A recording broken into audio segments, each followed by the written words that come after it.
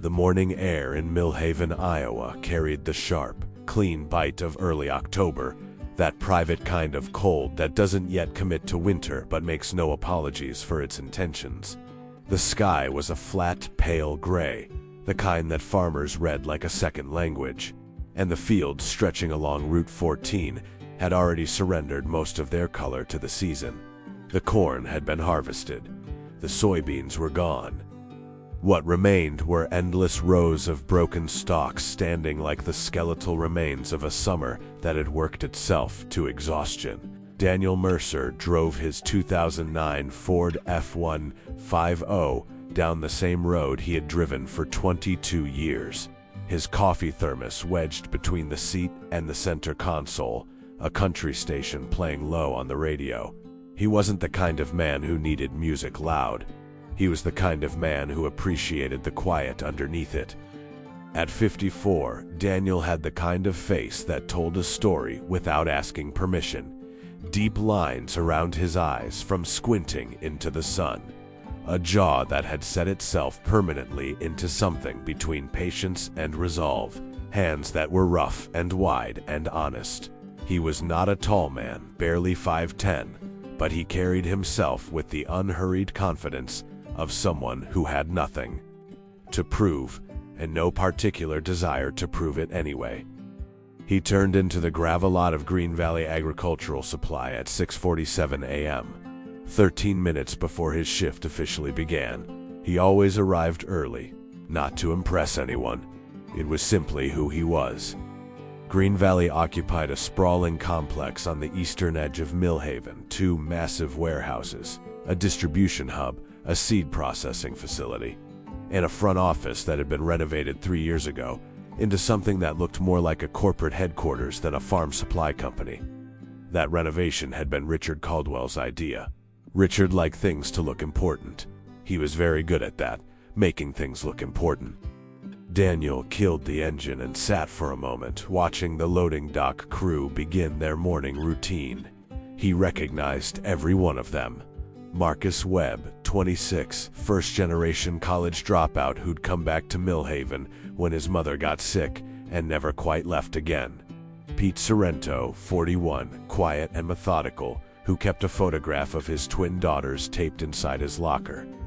Carol Briggs, 58, who had worked the inventory desk longer than Daniel himself and brought homemade cornbread on Fridays. Without ever announcing it, it simply appeared in the break room, wrapped in foil, warm. These were his people, not in any possessive sense, just in the sense that mattered. He knew them and they knew him, and between them there existed the kind of unspoken trust that only comes from years of showing up. He climbed out of the truck, nodded to Marcus, and headed inside. The warehouse floor smelled the way it always did, a mixture of fertilizer, machine oil, plastic packaging, and something vaguely earthy that never fully left no matter how much the ventilation system ran. Daniel didn't mind it. After 2 decades, the smell had become a kind of anchor. It meant he was where he was supposed to be. His office was a glass-walled room elevated slightly above the main floor, practical, not prestigious. From his desk he could see almost the entire operation, the conveyor systems, the staging areas, the cold storage units along the north wall where the premium seed stock was kept. He liked being able to see everything. It wasn't about surveillance, it was about responsibility. If something went wrong, he wanted to know first so he could fix it before it became someone else's problem. He settled in, pulled up the morning inventory report on his computer, and began the quiet, methodical work of keeping 22,000 square feet of agricultural supply moving in the right direction. By 9 o'clock, he had already resolved a shipping discrepancy on a pallet of herbicide bound for a co-op in Ames, recalibrated the scheduling on 2 seasonal workers, and talked Pete Sorrento through a tension issue with one of the conveyor belt rollers without making Pete feel like he should have caught it himself. That last part, the not making people feel small, was something Daniel did naturally, without strategy. He simply didn't see the point in diminishing people. It was around 10:15 when he walked the north wall. This was part of his routine, a physical walkthrough of the cold storage section. to verify that the temperature logs matched the digital readings and that nothing had shifted or been mislabeled overnight. Green Valley carried a premium line of heirloom and specialty vegetable seeds, products that required careful climate management and had a relatively short commercial viability window. Richard Caldwell had invested heavily in the line 3 years ago on the back of a state agricultural grant, an initiative designed to support small-scale farming operations and community gardens across Iowa. The grant came with stipulations: product that could not be sold commercially was to be redistributed to qualifying low-income agricultural programs. Not discarded, redistributed in practice. Daniel had noticed over the past year and a half that the redistribution rarely happened. Product that reached the end of its commercial window was quietly moved to the disposal staging area, a back section near the east loading bay that most staff didn't have regular access to. Daniel had flagged it twice in internal memos. He had received polite, non-committal responses from the operations manager, a man named Greg Paulson, who communicated primarily in corporate language and seemed allergic to direct answers. Daniel had let it sit. He wasn't a man who escalated unnecessarily. He believed in working through proper channels, in giving people the opportunity to do the right thing before forcing the issue. He would come to reconsider that patience. That morning, he found 3 pallets in the disposal area that had been moved there the previous evening. Heirloom tomato seeds, specialty squash, a winter variety of kale that had been developed specifically for cold climate community gardens. All of it had been pulled from cold storage and flagged for incineration pickup on Thursday. Daniel stood in front of those pallets for a long moment. He checked the lot numbers against his tablet. The commercial viability window had expired. That was accurate. Under company protocol, the product was no longer sellable to retailers.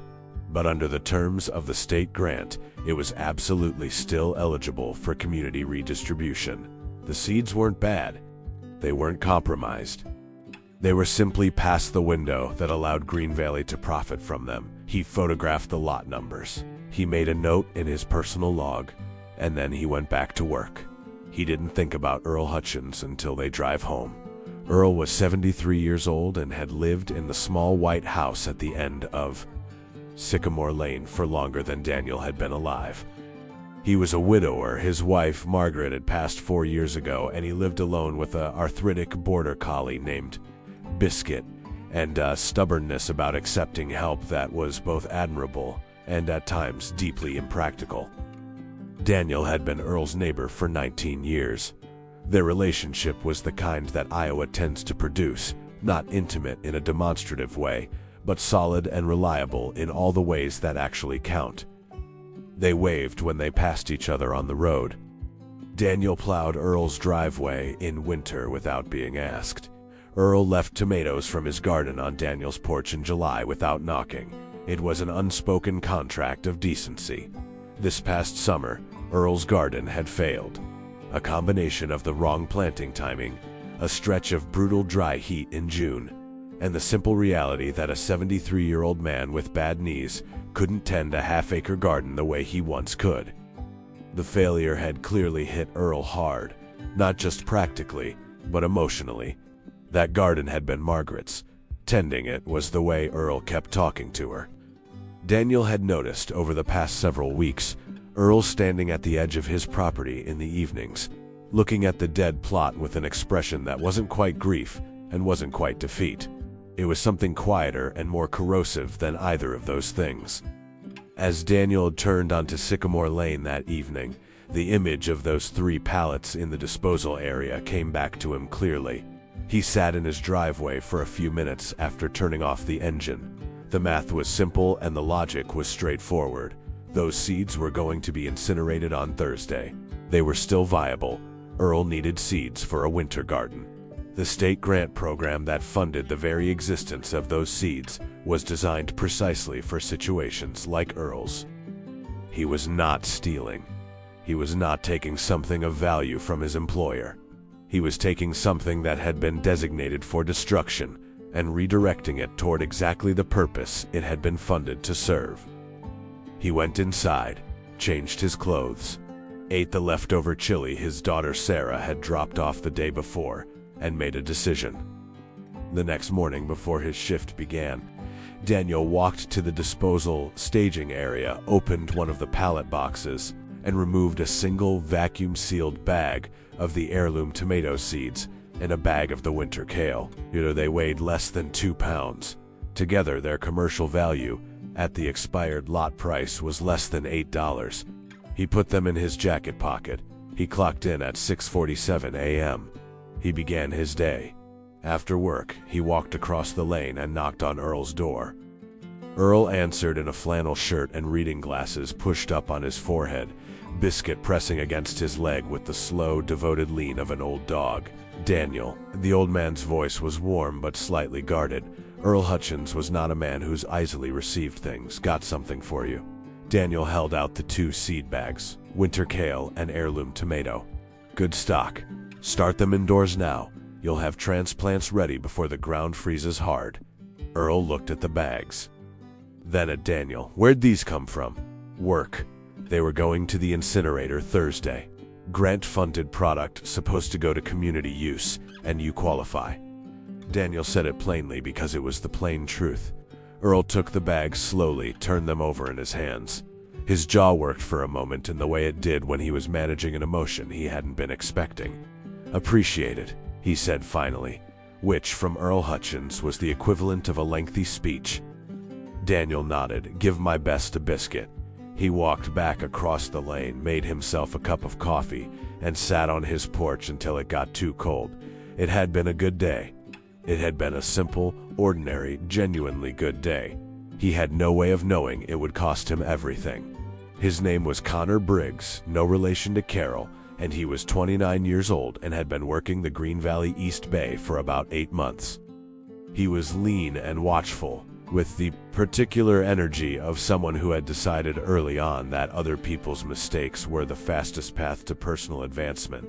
He had seen Daniel take the seed bags from the disposal pallet. He had said nothing in the moment. He had gone home that evening and written a detailed email to Richard Caldwell's personal assistant. By Thursday morning, Richard Caldwell knew.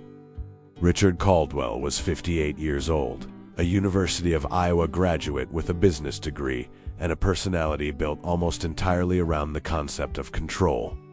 He had inherited Green Valley from his father 17 years ago, when it had been a modest regional supply company, and had grown it into a significant regional player through a combination of strategic acquisitions, aggressive grant applications, and management. Philosophy that could be summarized as follows. Results justify methods. Loyalty is a transaction and weakness, any visible softness. Any deviation from the rigid architecture of profit and protocol must be addressed publicly and without hesitation.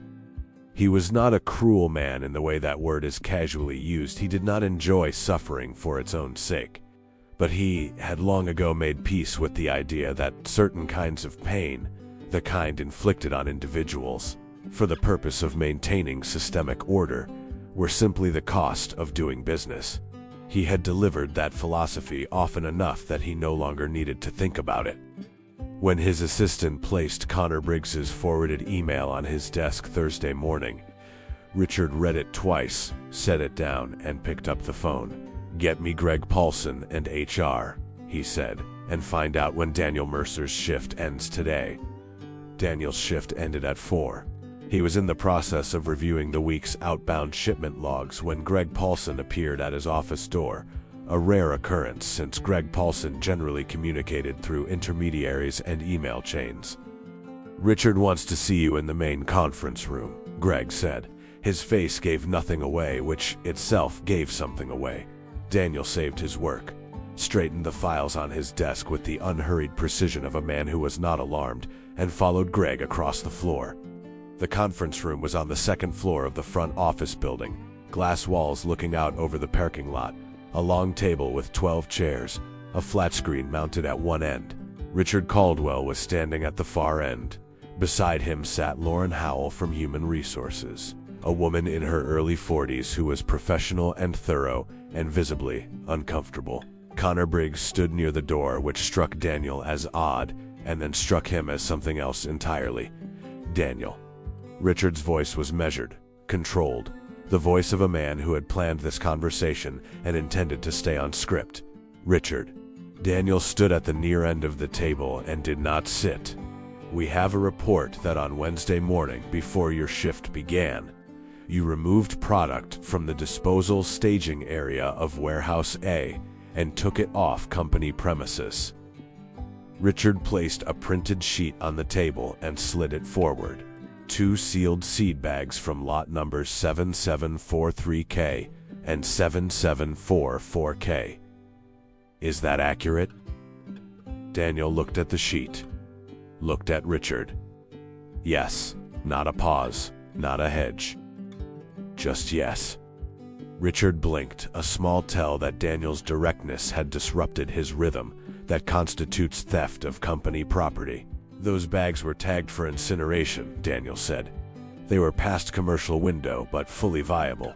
Under the terms of the Hartwell State Agricultural Grant that Green Valley has been operating under since 2021, expired window product is designated for community redistribution, not disposal. I gave them to a qualifying neighbor, elderly, fixed income, personal agricultural use. That's not theft. That's the grant doing what it was funded to do. There was a silence in the room. Lauren Howell had stopped writing. Richard's expression did not change, but something moved behind his eyes, a quick, controlled recalibration. The disposal staging process is a company operational decision. Product in that area is company property until it leaves the premises through authorized channels. The grant agreement defines what constitutes an authorized channel for expired window product, Daniel said. He was not raising his voice, he was not performing outrage. He was simply stating facts clearly and without decoration, which was the most dangerous thing he could do in this room, and he knew it. You are not the grant compliance officer, Richard said. No.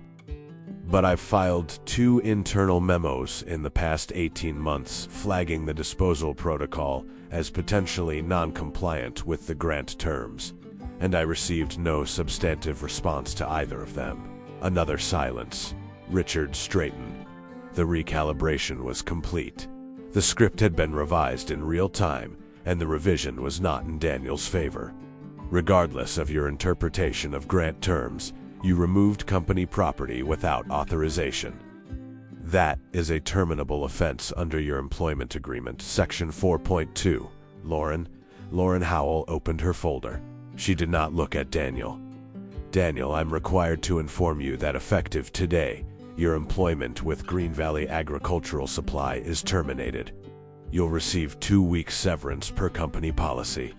Your final paycheck, including accrued PTO, will be processed within 72 hours. We'll need your badge and access card today. The room was very quiet. Daniel stood still for a moment. Then he reached into his shirt pocket, removed his badge, and set it on the table. He removed his key card from his belt clip and set it beside the badge. He looked at Richard Caldwell with an expression that was not anger and was not grief. It was something steadier and harder to dismiss than either of those things.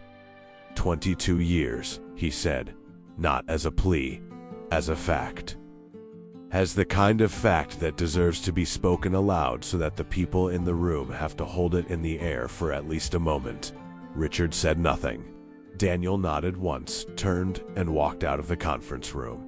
He walked across the main floor, past Marcus Webb, who looked up from the conveyor and registered something wrong in the set of Daniel's shoulders, past Pete Sorrento, who froze mid-motion, and out through the east loading bay doors into the cold October afternoon. He sat in his truck for 11 minutes before he started the engine. Then he drove home. Sarah Mercer was 31 years old, a high school history teacher at Millhaven Regional who also coached the girls' debate team and had, since adolescence, possessed the particular quality of her father's directness combined with her late mother's refusal to accept injustice quietly. She had her father's eyes, deep set and observant, and her mother's jaw, which tended to set itself firmly when she encountered something that she considered wrong. She found out on Friday evening. Daniel had called her Thursday night after he got home, and she had driven over immediately. She found him sitting at the kitchen table with a cup of coffee that had gone cold, looking out the window at the backyard in the particular way of a man who is processing something that hasn't fully arrived yet. He told her what happened, all of it, without editorializing, just the sequence of events as he experienced them, from the disposal pallets to the conference room to the drive home. When he finished, he picked up his cold coffee and drank it. Sarah sat across from him for a moment. "Did you document the memos you sent about the disposal protocol?" she asked. "I have copies, and the lot numbers on the bags. Wrote them down in my personal log that morning. Date and time." Sarah nodded slowly. She was already building something in her mind, a framework, an argument, a line of inquiry. But she didn't say any of it yet. What she did instead was reach across the table and put her hand over her father's. "I'm going to make dinner," she said. "And then you're going to tell me everything you know about that grant the community found out on Saturday." Millhaven was a town of roughly 4,000 people, which meant that news traveled at the speed of human concern, fast, slightly distorted at the edges, but directionally accurate at its core. The version that circulated through the diner on Main Street, through the hardware store, through the parking lot of the Lutheran church after the 9 o'clock service, was essentially this: Daniel Mercer, who had worked at Green Valley for 22 years without a single disciplinary incident, had been fired for giving 2 bags of seeds that were going to be thrown away, to an old man who needed them for his garden. People process this in the particular way that small towns process information that cuts against their sense of themselves. Millhaven was not a wealthy town. It was a working town, a town built on the idea that decent people did decent work and were treated decently in return. The story of Daniel Mercer violated that idea at a cellular level.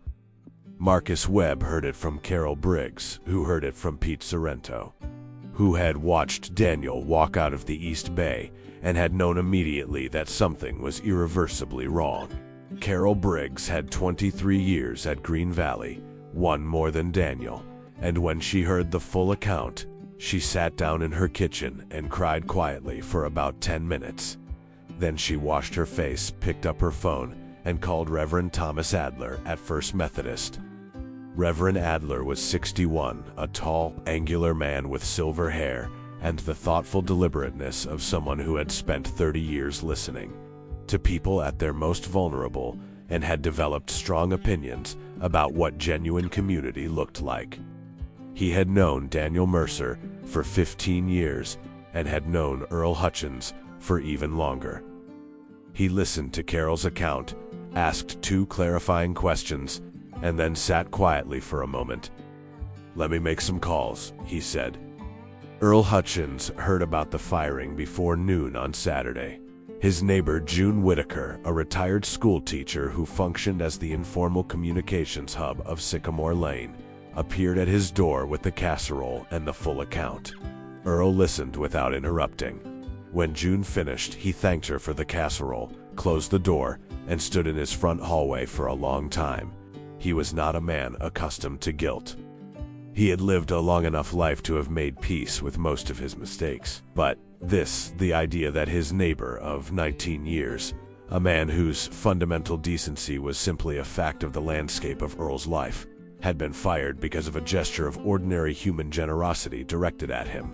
This settled into Earl's chest with a weight that felt distinctly different from the ordinary gravity of old age. He found Daniels' number in the address book he still kept by the telephone, the old kind paper, alphabetized in his wife Margaret's handwriting, and called. "I heard," he said when Daniel answered. "It's not your doing, Earl. Wouldn't have happened except for me. It happened because of decisions Richard Caldwell made," Daniel said quietly. "Not because of you." There was a pause on the line. "What are you going to do?" "I'm figuring that out."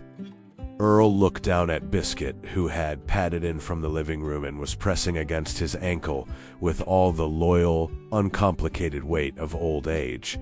"If there's anything I can do," he said, and left it there because Earl Hutchins was a man who meant what he said and didn't embellish it. "I'll let you know," Daniel said. Sarah spent Saturday at the county library.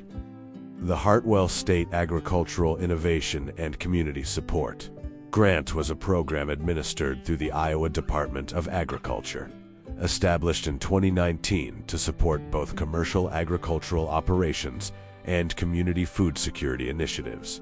Green Valley Agricultural Supply had been a recipient since 2021, receiving a cumulative total. Sarah found this in the publicly accessible grant database of $218,000 over 4 years. The grant agreement, which was a public document filed with the state, was 43 pages long. Sarah read all 43 pages twice with a yellow highlighter and a legal pad. Section 7, paragraph 4 was the one she kept returning to. It stated clearly and without ambiguity that any product purchased or maintained in part through grant funds that became commercially non-viable for any reason, including lot expiration, cosmetic damage, or overstock, was required to be offered first to the grant's designated community redistribution network before any disposal action could be taken. Disposal of eligible product without following the redistribution protocol constituted a material violation of the grant agreement and could trigger full or partial recoupment of grant funds by the state. Section 9, paragraph 2 was equally interesting. It stated that any employee of a grant recipient organization who reported or attempted to report a violation of the grant terms through internal channels was afforded whistleblower protections under Iowa Code Chapter 70A.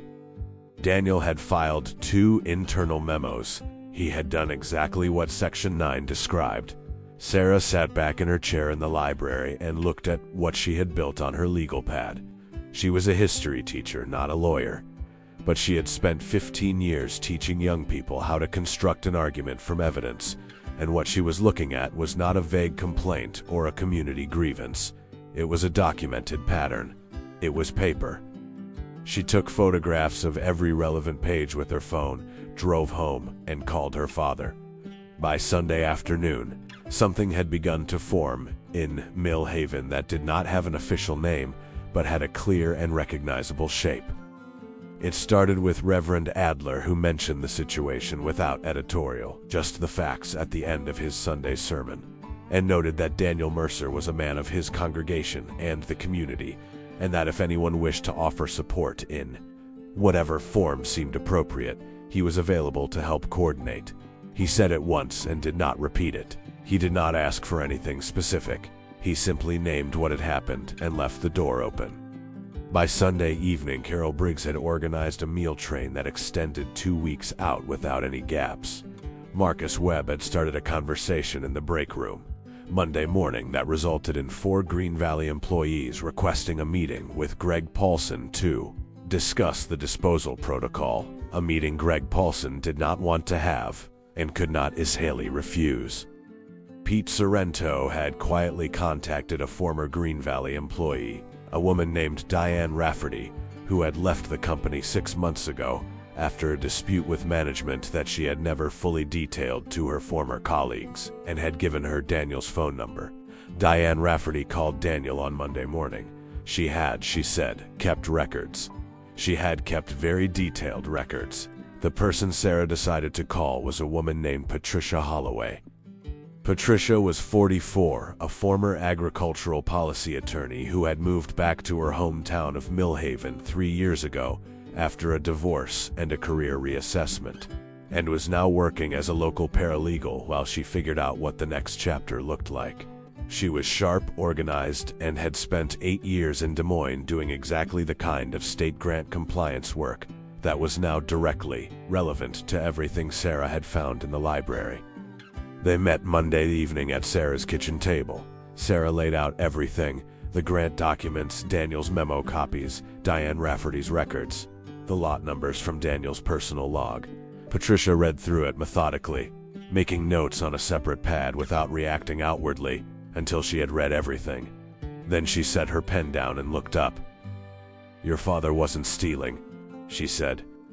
"He was performing an act that was specifically authorized and arguably required by the terms of the grant that Richard Caldwell has been collecting money under for 4 years." "That's what I thought," Sarah said. "The disposal pattern, if Diane Rafferty's records are as complete as you're describing, is not a single incident. It's a systemic practice. That's not a technicality violation.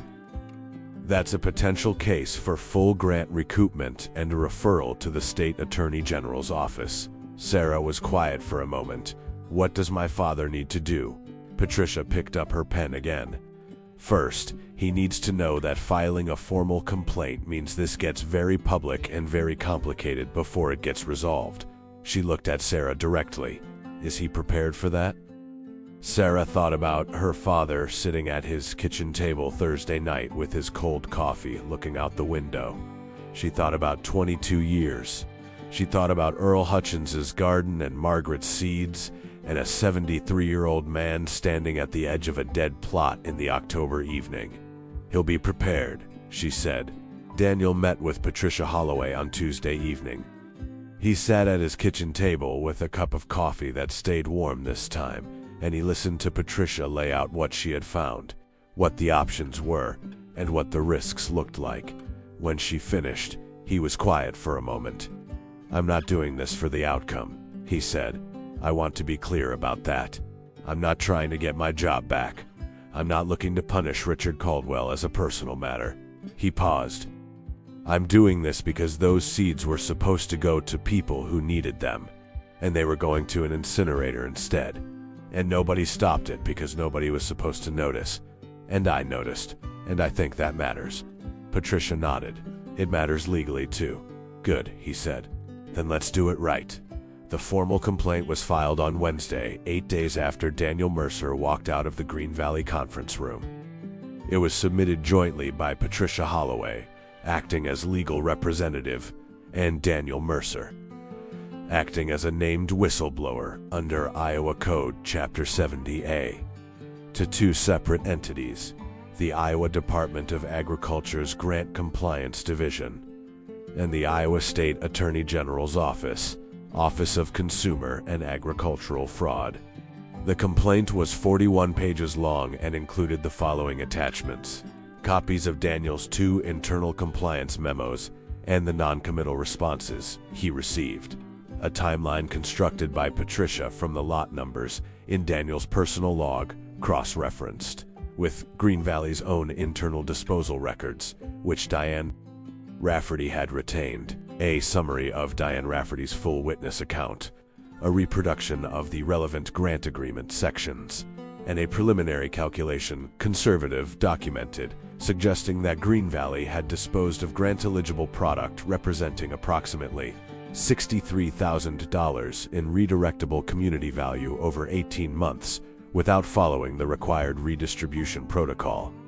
Patricia had also, at Sarah's suggestion, included a supplementary note documenting the employment termination, the timeline, the stated justification, and the specific detail that Daniel's firing had occurred within 72 hours of his act of community redistribution, an act that Patricia's cover letter argued was consistent with the grant's own stated community objectives. The complaint did not ask for Daniel's reinstatement. It asked for a full audit. Diane Rafferty was 47 years old, a former Green Valley inventory compliance specialist who had left the company in April after what she described to Daniel and Patricia as an accumulation of incidents that had made her professionally and ethically uncomfortable. She had not spoken publicly about any of it. She had kept records, detailed, dated, methodical records, because she was a thorough person who had a professional background in compliance and understood that documentation was the difference between an account and an argument. She came to Daniels's house on Wednesday evening after the complaint had been filed. She sat in his living room and she told him what she had seen. Over 18 months of working in Green Valley's compliance-adjacent role, she had documented 16 separate instances of grant-eligible product being processed for disposal without any redistribution notice being sent to the NG Grants Community Network. She had raised it twice with Greg Paulson. She had received the same kind of non-committal response Daniel had. On her third escalation, she had been moved to a different operational role, not fired, just relocated within the company in a way that removed her access to the disposal staging records. She had left 6 months later, not because she was forced to, but because she had reached the limit of what she was willing to absorb professionally. "Why didn't you file before now?" Daniel asked, not critically. He genuinely wanted to understand. Diane looked at her hands for a moment. "I told myself it wasn't my fight anymore, that someone else would catch it." A pause. "That's not a good answer. It's an honest one," Daniel said. "When I heard what happened to you, what they fired you for, I just thought." She stopped, started again. "You gave 2 bags of seeds to an old man. Seeds they were going to burn. They fired you for it. And I had boxes of records sitting in my spare bedroom that said this was a pattern, not an accident." She looked up. "It felt like I'd been sitting on something that belonged to you." Daniel nodded slowly. "I appreciate you coming forward. I should have done it sooner," she said. "It wasn't false modesty, it was just true." The Grant Compliance Division of the Iowa Department of Agriculture moved faster than any of them anticipated. This was partly because the documentation Patricia submitted was unusually complete. Most whistleblower complaints required significant preliminary investigation before they rose to the level of formal inquiry. This one arrived essentially pre-organized. The compliance officer assigned to the case, a methodical man named Arthur Swenson, who had been with the department for 19 years, read the complaint on Thursday morning and sent an inquiry letter to Green Valley by Thursday afternoon. The inquiry letter was, in bureaucratic terms, relatively mild, a request for records related to the disposal protocol for grant-eligible product over an 18-month period to be provided within 14 business days. But it was a formal state inquiry letter with a case number on it, and when it arrived in Richard Caldwell's email at 4:52 p.m., on Thursday, it had the effect of a stone dropped into still water. Richard read it twice. Then he called his attorney, a corporate lawyer in Des Moines named Franklin Morse. Franklin Morse read the complaint summary that Richard sent him and was quiet on the phone for a long moment. When he spoke, his voice had the particular careful quality of a man who was measuring words against exposure. "How complete are your disposal records?" he asked. "Complete," Richard said. "We kept everything." Another silence. "Then they're going to find exactly what the complaint says they're going to find." Richard said nothing. "Richard," Franklin said, and his tone shifted, less attorney, more human, though not by much. "I need you to understand what I'm telling you. This is not a paperwork issue. If the numbers in this complaint are accurate and if the records confirm them, you are looking at a demand for recoupment of a substantial portion of 4 years of grant funding, potential referral to the Attorney General, and significant reputational and civil exposure." A pause, all of which stems from a pattern that could have been corrected at any point in the last 18 months. Richard was still quiet. "You should also know," Franklin said, "that the wrongful termination component, the timing, the documentation of prior compliance memos, that's not bulletproof for them, but it's not nothing either." Richard set down the phone after the call ended and looked out the window of his office at the parking lot below. The afternoon light was doing something particular with the gravel and the shadows of the light poles. And for a moment he had the strange, disorienting sensation of seeing his company from the outside, not as something he controlled, but as something that existed independently of him, that had weight and history and consequence that extended beyond his management of it. He did not like the sensation. He closed the blinds. On Friday, 3 things happened. The first was that the Mill Haven Gazette, a weekly local paper with a circulation of about 2,000 that had been in operation since 1954 and was currently run by a 50-year-old editor named Barbara Kowalski, who had, over 30 years, developed a refined nose for the stories that actually mattered, published a front-page account of Daniel Mercer's termination. Barbara had spoken to Daniel, to Earl Hutchins, to Reverend Adler, and to anonymous current Green Valley employees who had confirmed the basic facts. The account was careful, factual, and deeply human. It included a photograph of Earl Hutchins standing in his front yard holding the 2 seed bags, looking at them with an expression that Barbara Kowalski had correctly identified as a complete story on its own. The second was that a Cedar Rapids television station picked up the Gazette piece and ran a 2-minute segment on the evening news. The segment included a clip of Earl Hutchins, who was not a man comfortable on camera but who looked directly into the lens and said he was trying to do the right thing, that's all. He was trying to do what was right. It included no comment from Green Valley. The station had called. Greg Paulson had said on Richard Caldwell's instruction, "No comment at this time. No comment has a texture in small towns. People know what it means." The third thing that happened on Friday was that the Iowa Department of Agriculture's preliminary review of the complaint elevated it to a full formal audit.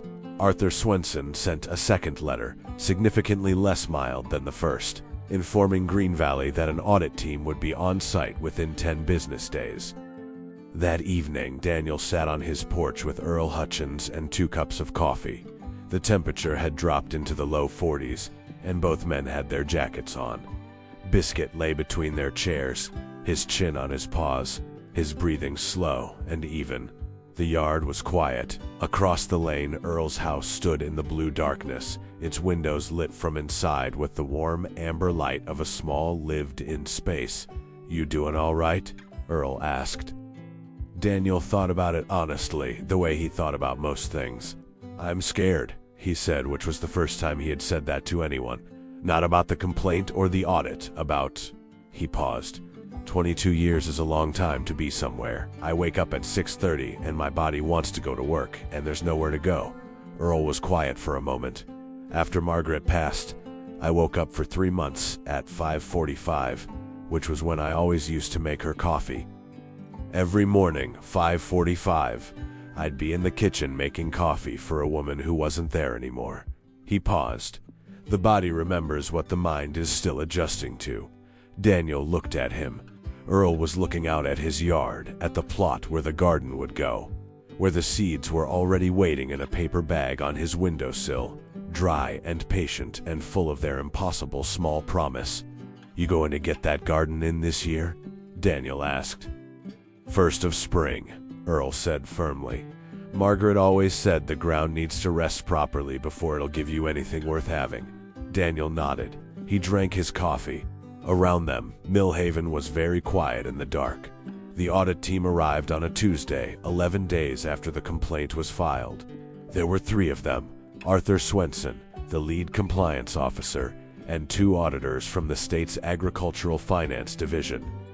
They arrived in a state vehicle at 8:15 in the morning and were met at the Green Valley front office by Franklin Morse, Richard Caldwell's attorney, who had driven up from Des Moines the evening before. Richard was not present for their arrival. He was in his office, behind closed blinds, and he did not come down. The audit team spent 4 days on site. They examined inventory records, disposal logs, cold storage temperature records, grant expenditure reports, and the internal memos Daniel Mercer had filed, which, it turned out, had been preserved in Green Valley's document management system, exactly as Daniel had described, with the non-committal responses attached. They interviewed Greg Paulson for 2 hours. They interviewed Lauren Howell from HR for 45 minutes. They requested and received the full employment file for Daniel Mercer. On the second day, Arthur Swenson requested a meeting with Richard Caldwell directly. Richard sat across from him in the conference room, the same conference room where he had fired Daniel, and answered questions in the precise, controlled language of a man who knew his attorney was sitting beside him and had been briefed thoroughly on what to say and what not to say. It didn't help as much as Richard had hoped. The records were complete, as he had told Franklin. Complete records in this case were not Richard's ally. Carol Briggs had worked in Green Valley's inventory management for 23 years. She was not a dramatic person. She was precise, organized, and deeply committed to doing her job correctly.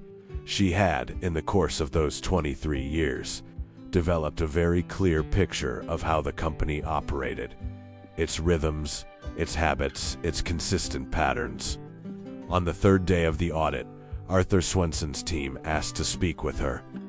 She sat across from them in the small meeting room off the main floor and answered their questions about inventory and disposal procedures with the same precision she applied to everything else. At the end of the interview, Arthur Swenson set down his pen and looked at her directly. "Is there anything you'd like to add that we haven't specifically asked about?" Carol thought for a moment. "I want to say something about Daniel Mercer." "Go ahead." "I've worked beside that man for 22 years. I have never, not once, seen him take anything that wasn't his. Not a pen, not a cup of coffee that someone else bought, not credit for work, someone else did." She paused. What he took from that disposal pallet was $8 worth of seeds that were going to be incinerated, and he gave them to an old man who needed them because that's the kind of person he is. She paused again. "I just wanted someone official to know that, because I think it matters." Arthur Swenson wrote something on his pad. "Thank you, Miss Briggs." The audit team completed their on-site work on Friday and returned to Des Moines.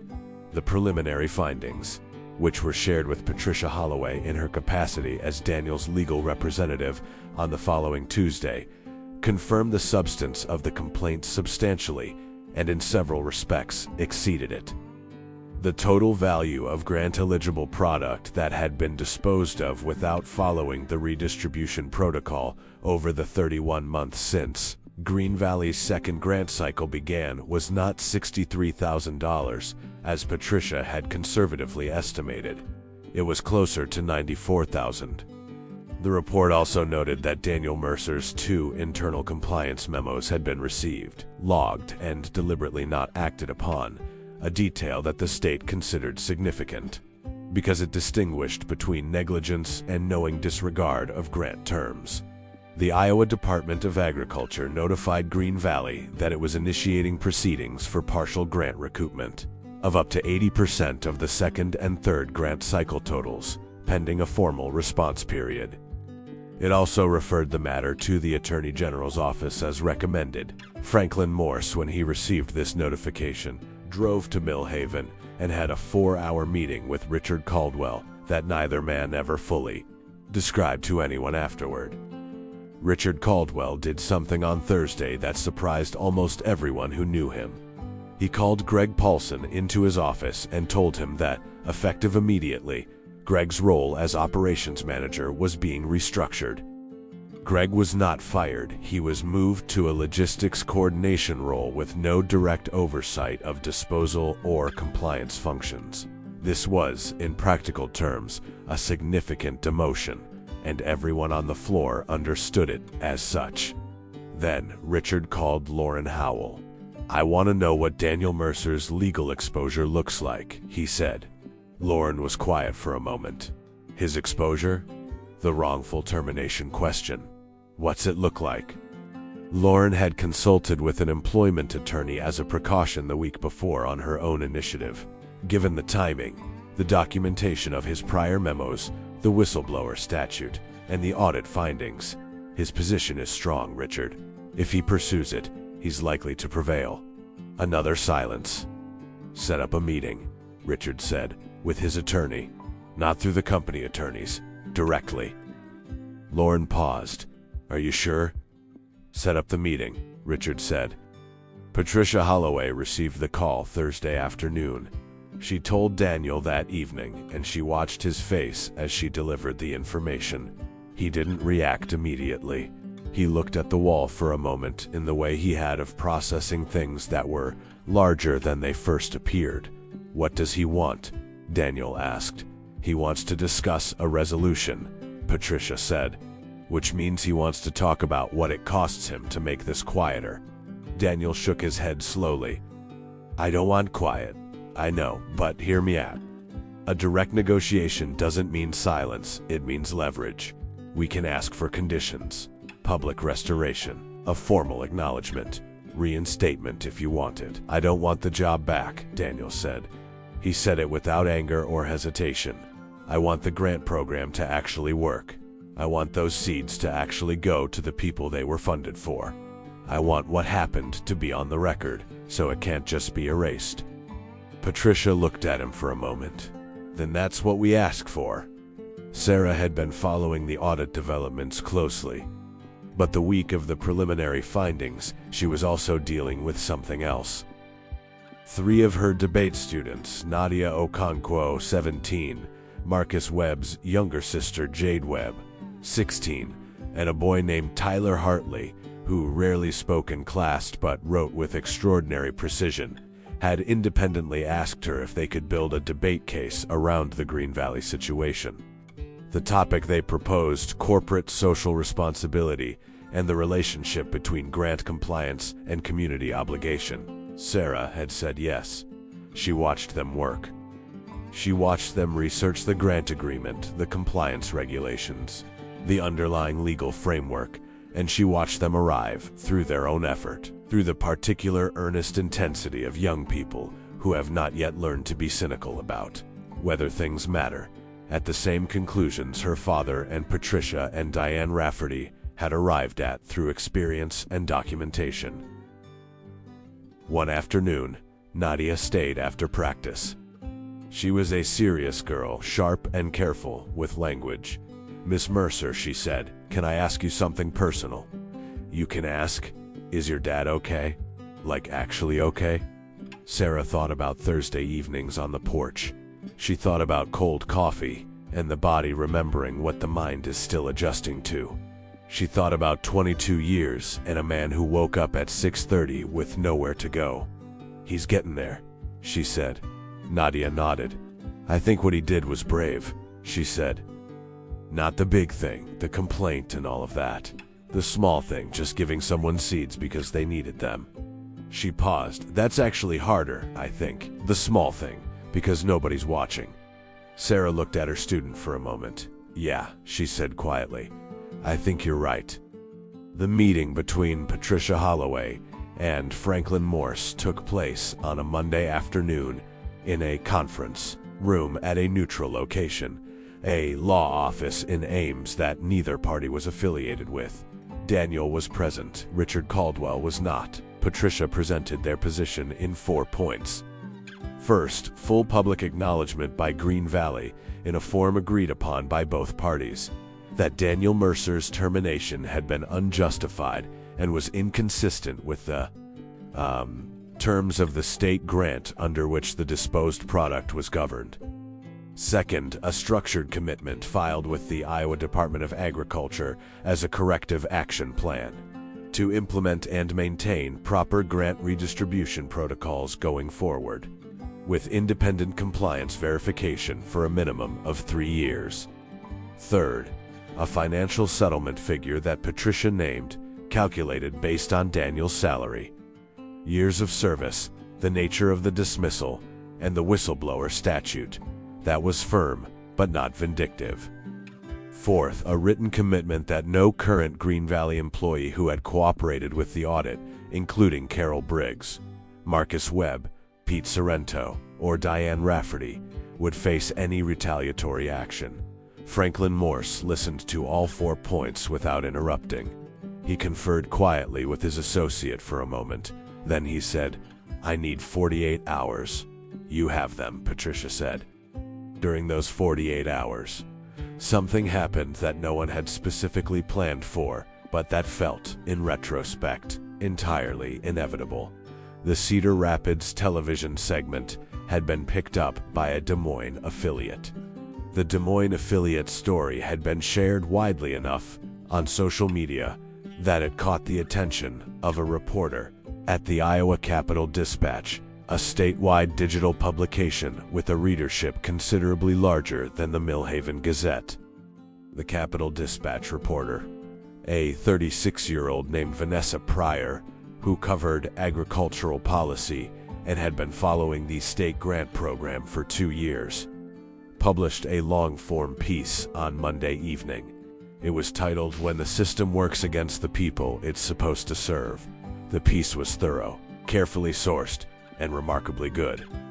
It connected Daniel Mercer's story to a broader pattern, several other grant recipients across Iowa who had similarly failed to follow redistribution protocols, most of whom had never been audited, largely because no one at those organizations had filed a complaint, and most of the relevant product had simply disappeared quietly into disposal streams. It quoted Arthur Swenson on background. It quoted Patricia Holloway by name. It quoted Diane Rafferty directly. It included one quote from Daniel Mercer, which Sarah had helped him write. "I didn't take those seeds to make a point. I took them because a neighbor needed them and they were going to be burned.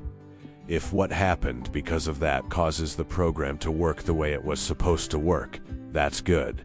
That's the only thing I actually wanted." By Tuesday morning, the piece had been shared 17,000 times. By Tuesday afternoon, the Iowa Secretary of Agriculture had issued a statement indicating that the department was initiating a comprehensive review of redistribution compliance across all current grant recipients. Franklin Morse called Patricia at 4:15 Tuesday afternoon. "My client accepts the 4-point framework," he said. "He wants to discuss specifics on the acknowledgement language." "We'll see him Thursday," Patricia said. The settlement was finalized on a Thursday afternoon in November, 3 weeks after the audit findings had been delivered. The acknowledgement was a single-page document signed by Richard Caldwell on behalf of Green Valley Agricultural Supply, stating clearly and without legal hedging that Daniel Mercer's employment had been terminated in a manner inconsistent with both the company's obligations under the state agricultural grant and with the principles of fair employment practice, and that the termination was hereby formally rescinded from his employment record. It stated that Daniel Mercer had, in fact, acted in accordance with the community redistribution objectives of the Hartwell State Agricultural Grant. The corrective action plan had been filed with the Iowa Department of Agriculture 3 days earlier and included the appointment of an independent compliance monitor, a restructured redistribution protocol, and a commitment to community partnerships with 7 qualifying organizations in the surrounding county. The financial settlement was not a figure that made Daniel Mercer wealthy, but it was fair, an honest accounting of what had been taken from him and what it was worth. Patricia had negotiated firmly and without rancor, which she considered the most effective way to negotiate. The 4th point, the protection of every employee who had cooperated, was the one Daniel had asked to be read aloud at the settlement meeting. Franklin Morse had read it. Daniel had listened to every word. Richard Caldwell did not attend the settlement signing. He sent Franklin Morse in his place, which was his legal right and also, in the opinion of most people who were paying attention, a statement about the limits of what he was willing to face. Franklin Morse was professional and efficient, and the documents were signed and witnessed and filed properly, and when it was done, Patricia shook Franklin's hand with genuine courtesy, and Daniel nodded once, and they all went their separate ways. That evening, Patricia sat in her car in the parking lot of the law office for a few minutes before starting the engine. She was not a sentimental person, but she felt something that she took a moment to identify because she hadn't felt it in a while. The specific, quiet satisfaction of watching a system work the way it was supposed to work, slowly and imperfectly and with significant friction, but ultimately in the direction of what was right.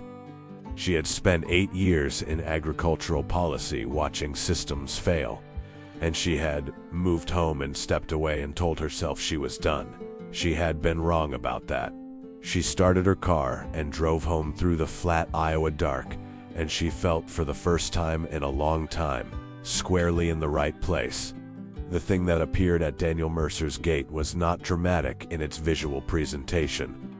It was a Saturday morning in mid-November, 10 days after the settlement, and the temperature had settled properly into winter now, not the equivocating cold of October, but the definitive, committed cold of November, the kind that smells like iron and wood smoke and means business. Daniel was in his kitchen at 7:30, drinking his coffee. The right temperature now, the right time, the morning having reclaimed its routine, when he heard a sound from the front yard. He looked out the window. There were people at his gate. Not a crowd exactly. Not a demonstration or a rally or anything organized. It was more like what happens in a small town when a large number of people decide, independently and at approximately the same time, to do the same thing. There were perhaps 40 people spread along the front of his property, neighbors, co-workers, people from the Lutheran Church and the Methodist Church, people from the diner on Main Street, people Daniel recognized and people he had to think for a moment to place. All of them having arrived, apparently, by individual decision, without coordination, without a sign or a chant or an agenda. Many of them were holding things. Carol Briggs had a covered dish. Pete Sorrento had his 2 daughters with him, both of them in matching red winter coats. Marcus Webb stood near the back with his hands in his jacket pockets and his collar turned up. Reverend Adler stood to the left of the gate with the quiet, grounded presence he brought to everything. Earl Hutchins was at the front. He had walked across the lane with Biscuit on a leash and was standing at the gatepost, his hands clasped in front of him, looking at Daniels' front door with an expression that was not comfortable or easy. Earl was not a man built for public emotion, but was utterly serious. It was the expression of a man who had decided that some debts required showing up in person. Sarah was standing beside her car in the driveway, which meant she had known this was coming and had not told him, which meant she had correctly assessed that he would have asked people not to bother. She met his eyes through the window with an expression that said clearly, "Don't you dare ask them to leave." Daniel stood at his kitchen window for a moment, holding his coffee mug with both hands, looking out at the gate. He was not a man who cried easily or often. He had cried when his wife Helen had passed 8 years ago, and he had cried once, alone, in his truck 2 days after the firing. Those were the landmarks he could identify. He stood at the window, and he did not cry now, but something happened in his chest that was adjacent to it, a kind of pressure that had no negative charge to it, that was simply the weight of being seen, clearly and fully, by the people who had known you long enough to know what you were actually worth. He set down his coffee, he put on his jacket, he walked out the front door, and down the porch steps, and across his yard, and opened the gate. No one gave a speech. That was not what this was. What happened was simpler and more durable than a speech. People shook his hand. People hugged him. Carol Briggs handed him the covered dish. It was the cornbread, of course, the Friday cornbread, because Carol Briggs communicated in the currency of what she was actually good at. Pete Sorrento's daughters had made him a card with crayon drawings of a garden on the front that was so genuinely charming that Daniel folded it immediately and put it in his jacket pocket. Marcus Webb said, "We miss you," on the floor with the directness of someone who had thought about whether to say it and decided it needed saying. Daniel said, "I appreciate that," which was an honest answer. Reverend Adler walked over and shook Daniel's hand and said, "I've known you a long time. This is not a surprise to me." He said it so simply and completely that it didn't require a response, and Daniel just nodded. Earl Hutchins was last. He stood at the edge of the little gathering with Biscuit sitting beside him, the old dog's breath making small clouds in the November air. And when the others had moved toward the front porch where Sarah had quietly begun setting out coffee and the covered dishes that had apparently been accumulating in a coordinated way she had never mentioned, Earl walked over to Daniel and extended his hand. Daniel shook it. "I've been thinking," Earl said, "about the spring garden." "Yeah? I was thinking I might need some help. Not with the heavy work I can manage, just the knowing. You seem to know things about what grows." He paused, choosing words with the precision of a man for whom words were not casual. Would you be willing to do that come spring? Daniel looked at his neighbor, this old, stubborn, decent man who had stood at the edge of a dead garden in the October evening with an expression that was quieter and more corrosive than grief, who had kept a paper address book in his wife's handwriting, who had accepted 2 bags of seeds with the difficulty of a man unaccustomed to receiving, and had said, appreciated, in the voice of someone who meant considerably more than that. Yeah, Daniel said, I'd be willing to do that. Earl nodded once firmly, the matter settled. He looked down at Biscuit. Biscuit looked up at him. They turned and walked back across the lane together, the old man and the old dog, moving at the same unhurried pace through the cold November morning. Sarah came to stand beside her father. She had a cup of coffee in each hand and gave him one without asking if he wanted it, which was correct because he did. They stood at the gate together, looking at the gathering on the porch, 40 people in winter coats, the smell of cornbread and coffee drifting across the yard, voices low and warm in the cold air. You okay? She asked. Daniel thought about it honestly, the way he thought about everything. He thought about 22 years and a conference room and a badge on a table and 11 minutes in a truck before he could start the engine. He thought about October mornings with coffee and a country station playing low. He thought about 3 pallets in a disposal area and a neighbor standing at the edge of a dead plot, and 2 bags of seeds that weighed less than 2 pounds and had, against all reasonable expectation, turned out to be the most consequential thing he had ever carried in his jacket pocket. He thought about Earl Hutchins saying first of spring with the absolute certainty of a man who had decided that things would grow again. Yeah, Daniel said. I'm okay. He meant it. 6 months later, the Iowa Secretary of Agriculture announced the results of the statewide compliance review that Daniel's complaint had triggered.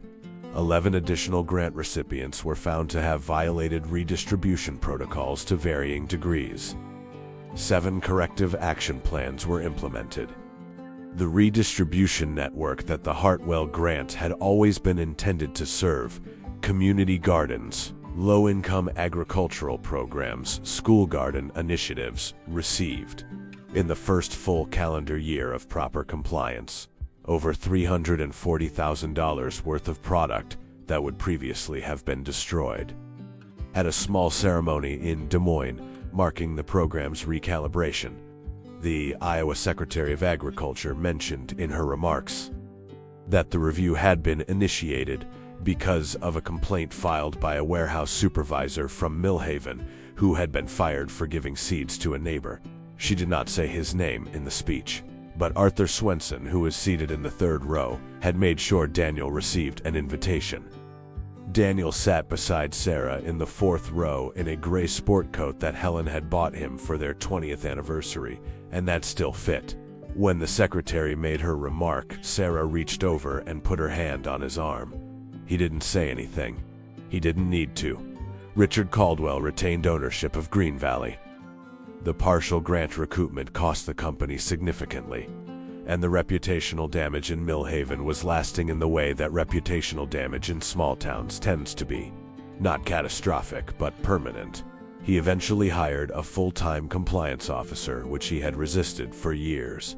He never made a public statement about Daniel Mercer beyond what the settlement required. Whether he thought about those 11 minutes, Daniel sat in his truck in the parking lot, whether the image of a 22-year employee removing his badge with the quiet dignity of a man who had nothing to apologize for ever returned to Richard at inconvenient moments, no one knew. Some reckonings are entirely interior. Some costs are paid in ways that don't show up on any audit. On a Saturday in late April, Daniel Mercer crossed Sycamore Lane with a pair of work gloves and a trowel and knocked on Earl Hutchinson's door. Earl opened it in his flannel shirt. Biscuit pressed against his leg. The morning was clean and cool, and the particular bright green of Iowa in spring, the green that arrives suddenly, almost overnight, as if the ground had simply decided it was done waiting. They went around to the back of the house to the half-acre plot that had been Margaret's garden and had failed last summer and had sat through the winter under its cover of dry and broken earth. They stood at the edge of it together for a moment. "Where do you want to start?" Daniel asked. Earl looked at the plot. He reached into his shirt pocket and produced a folded piece of paper, a planting diagram, Daniel realized, hand-drawn in the precise architectural lines of a man who had been thinking about this for months, who had, in fact, been thinking about it since October, since a neighbor knocked on his door with 2 bags of seeds and the plain-spoken dignity of someone who simply wanted to help. "Tomatoes along the south fence," Earl said. "Gets the afternoon sun. Kale in the center. Margaret always said kale was the anchor of a serious garden." He paused. "And I thought we'd put in some squash along the east edge, if you think the drainage is right." Daniel studied the diagram. "Drainage is fine on that side. You'll want to mound it slightly, but that's easy enough." Earl nodded. He folded the diagram back into his pocket. He looked at the plot once more, at the dark, patient earth that had rested all winter and was ready now, that had been waiting for exactly this, for 2 men with work gloves and a trowel and a diagram drawn in a dead woman's honor. "All right," he said, "let's get started." They put on their gloves.